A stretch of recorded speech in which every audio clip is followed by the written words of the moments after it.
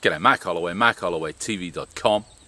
What makes a website worth looking at? What makes a website effective for your business? What makes a website attract people to come back and back and back and eventually build a relationship with you and start buying things or services from you?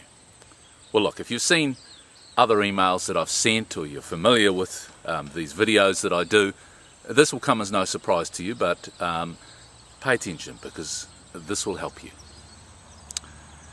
This is how to make your website work.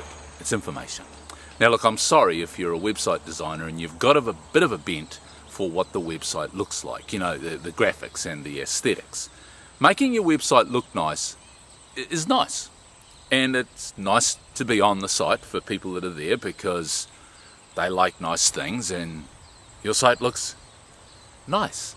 But actually, a nice looking site does not build relationships with clients, and it doesn't, or customers, and it doesn't encourage sales unless the message and the information on your site is strong and powerful.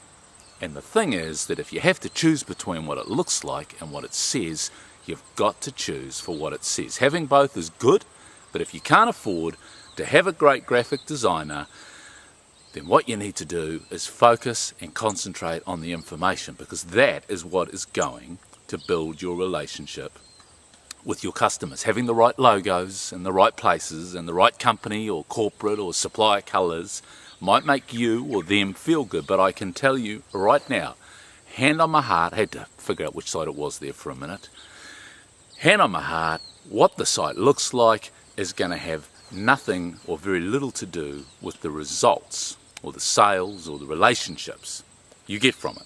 Now let's talk about what sort of information. Well, here's the next surprise. The information that should go on your site is not the information that you are interested in. So let's say you're a car sales company. What are you interested in? All about this car and why you should buy it and why we've been selling cars for 35 years now and we're just about the best people around. They've heard all that before. They hear it from you guys next door. They hear it from your opposition across the road. That's not why they buy cars. So let's go back to it. What sort of information should be on your site? It's what the people who come to your site are interested in, and guess what? They're not always interested in what you have to say on your site or interested about the products and services of your business. They might have just alighted there for some other reason that you don't know about, but what we do know about what they're interested in is anything that a human being is interested in. So once I saw a power company's site, and somebody at the power company had the great foresight to have a spot on the right-hand top corner, I think it was, that had the local traffic cameras. Now, what's that got to do with power? Well, absolutely nothing as far as I'm aware, but it's got a lot to do with the interests of people who buy power. How do we know that? Because people who buy power are people. Simple, isn't it?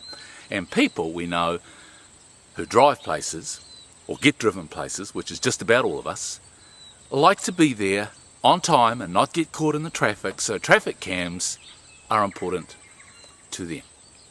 Now let's take the example, let's say if you're a solicitor, common garden variety solicitor, you do mainly property conveyancing and matrimonial settlements, no criminal or anything like that. Okay, so what are people interested to go to your site? Well, of course, let's say they've got a marriage breakup on their hands. Well, they're interested in protecting their own rights and probably all that sort of stuff that goes with that, looking after the kids, etc. But what else are they interested in? Well, here's something they're interested in, which is actually a bit related to your subject, but something that you may not personally be able to help them with or charge them for. Perish the thought. And that is, they are very interested in the effect of all this on their kids, or if they're not, they should be. Now, here's the key.